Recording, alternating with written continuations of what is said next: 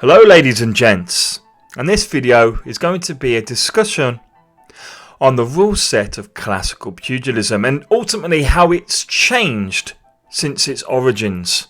Pugilism is the origin of modern day boxing, with far less rules restricting the fighters and the options they have to hurt their opponent. And pugilism is much more than just bare knuckle boxing. That's a separate entity in its own right. Bare knuckle boxing is just boxing without gloves, and it tends to follow similar modern rule sets. However, classical pugilism is far more. It is bare knuckle boxing, but with throws and kicks and a whole multitude of different moves that you can use on your opponent legally within a sporting environment. It's safe to say that pugilism, simply put, does not take prisoners. So the Pre-Broughton period is any time prior to 1743. So in 1743, the reigning champion within classical pugilism, a man called Ukbkb, introduced his rule set to try to, in his own words, civilize the sport of pugilism, to, in essence, make it safer and to protect the fighters who took part within the sport. Prior to the Broughton rule set, it is very, very accurate to describe the sport of pugilism as a blood sport. And there is no argument there. It was 100% a blood sport. By modern standards, the Broughton period, that is, as I say, post 1743, when the sport was made civilized, and I say that in inverted commas, well, by modern standards, that was still a blood sport in its own right, but rules are rules, and they were predominantly there at that point in time, not to restrict the fighters, but to protect the fighters. So even in the Broughton period, yes, we see a significant level of brutality by modern standards, but compared with what came before, yes, the Broughton rule set truly did civilize the sport and step it towards what we know today as modern boxing, which is under the Queensberry rule set. Again, we'll do that in a later video. But as I say, in this particular video, I'm rambling, aren't I? We are considering the Pre-Broughton period, and the reason, as I say, why I kind of rambled there and talked about the Broughton period is, as I say, it's more easy to define that period. Because the Pre-Broughton period is just simply the time where there were no rules governing the sport of classical pugilism. So prior to 1743, even though officially there were no rules, there was a code of conduct of some kind, as I say, because without some kind of code of conduct, you don't have a sport, you just have a blood fest and an unordered chaos, if you wish, at best. Ultimately, the crowd wanted to watch a sport, and to have a sport you must have some kind of agreement. Now, the agreements in the Pre-Broughton period were simply that. There were agreements between the fighters who were taking part in the fight and their sponsors. And so even though the fighters themselves did have an input to say what they wanted to do in the fight, what should be allowed and what shouldn't be allowed, i.e. for example, no weapons, the majority of the agreement was determined by those with the money. And as I said, that was the sponsors. Essentially, these were the event organisers of the time, those who paid or hosted for the venue where the fight would happen. Of course, arenas didn't exist back then, not like they do today with like the O2 Arena and Wembley and all the rest of it. Typically, these guys would be fighting outside, but someone would own the field, right, where they were fighting. So someone would have to donate their land temporarily and set it up and bring a crowd in and do all that sort of basic admin work. And they were the sponsors. And of course, they were also responsible for paying the fighters also. Just much as today, basically money talks, and those with the money were the ones who determined how the fight would go ahead. And prior to 1743, as I say, sometimes weapons were used. As I say, it was a complete out bloodfest for a lot of fighters. But generally speaking, the closer we get to that 1743 period, we see it being a sport between men, unarmed men. And This was, of course, the first agreement that one, no weapons would be used, or at best only brass knuckles, as the American call them, or knuckle dusters as we call them over here in England. They would probably be the only weapons used, if weapons were used at all. Other than, of course, being forced to stop fighting once your opponent has either yielded or been maimed so much that they cannot continue, well, there was no other restrictions. You could take your opponent out in any way you deemed fit, and so we see a multitude of different techniques being used, not just your standard punches and kicks, not just your knees and your elbows, but of course throws and wrestling techniques, and also what are considered dirty moves in modern standards. So biting, headbutts, hair pulling, gouging of eyes was actually perhaps the most common. In fact, it was actually very common injury for a fighter to lose an eye and become permanently blinded. And if your opponent touched the ground, the fight was not stopped.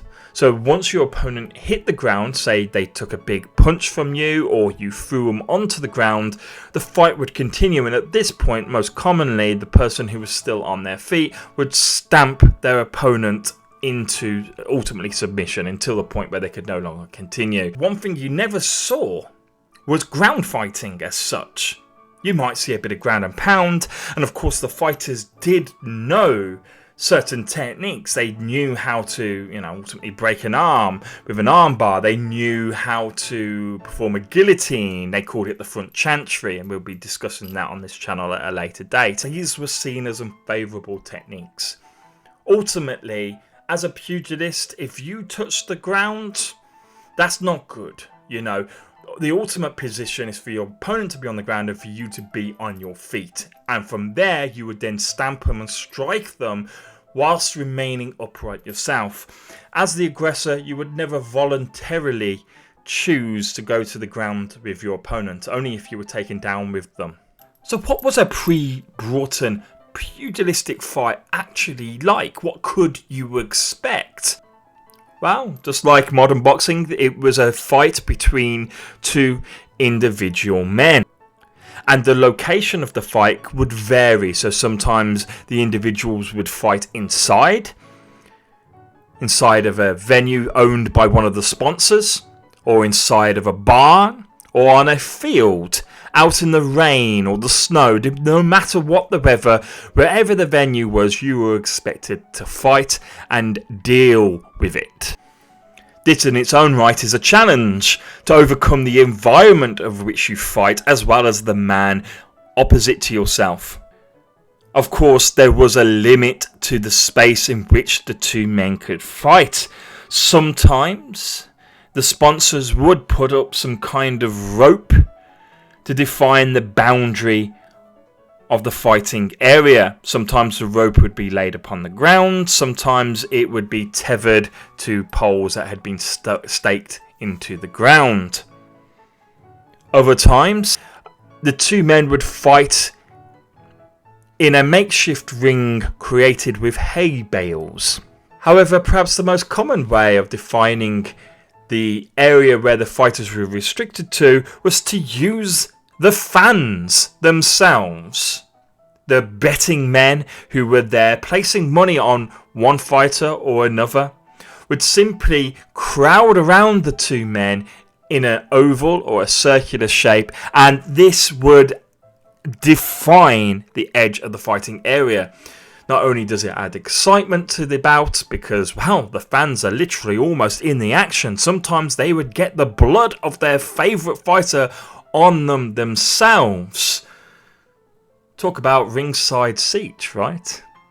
But also, it was just the cheapest and easiest way to define the boundary. And more importantly, even though these fights were not illegal, they could be disbanded by law authorities. And so if the ring is created by people, when those people disperse, well, the evidence of the fight is essentially gone, and it's easier to move to a different location. Regards to the fights themselves, well, ultimately two men would enter and one man would leave, to quote the Thunderdome of Mad Max. Guys, it wasn't fatalities every time. In fact, fatalities were still somewhat rare in this period, at least in the fights where weapons were not used. The fight would continue until either one of the men yielded or until one of the men lost consciousness and was completely and absolutely unresponsive. Now, it typically was the latter result that determined the end of the fight, because these men made their money by fighting, and if they yielded, if they quit, if they got out without being literally carried out by their corner, if you wish, by their sponsors, well, they wouldn't get paid to fight again. They would lose their source of income. So ultimately, if you wanted to make a career out of classical pugilism, you were stuck in that ring until either you or your opponent was completely and absolutely unconscious and totally incapable of fighting. Now, of course, sometimes the fight ended not with unconsciousness, but due to severe injury, such as a broken leg. And even then it might still carry on, but to the point where then the person can't move, well, the fight of course would be ended at that point. I suppose in many ways one could describe this period of pugilism as the dark ages of pugilism, dark age of boxing. But despite that, there are records of the fighters who took part, the results of their fights and the manner in which they won. And the very first recorded champion within the Pre-Broughton period was an individual called James Figg. We will be doing a focus video on each of and every one of these fighters over time. But James Figg simply had the nickname The First Champion, and is in the same record books as our modern day boxers. So James Figg was known, as I say, as the First Champion. His reign was between 1719 to 1730. Following him, we had Tom Pipes, the claimant, from 1730 to 1734, and finally George Taylor, known simply as the Barber, from 1734 to 1736. Following him, we see Jack Broughton become champion, and it was, as I say, he who introduced the Broughton period. And of course, his name was the father of boxing, and quite rightfully so as well, because if it wasn't for his efforts to introduce a rule set, as we will see in the next video, that kind of structured the fight, so to speak, gave essentially the basic structure of what would later become a round in modern boxing, and other restrictions to some of the attacks and some of the ways in which you can cause damage to your opponent. And if it wasn't for him making that first step, we would not have modern boxing as it is today. Anyway, guys, I hope you enjoyed the video. I hope you found it educational, and I hope it's given you a little taste of what bare knuckle pugilism was in its origin and as its rawest and purest of forms. Now, we will be doing additional videos. The next video regards the rule sets will of course be we'll deal with it in a chronological order. So we'll be dealing with the Broughton period after this.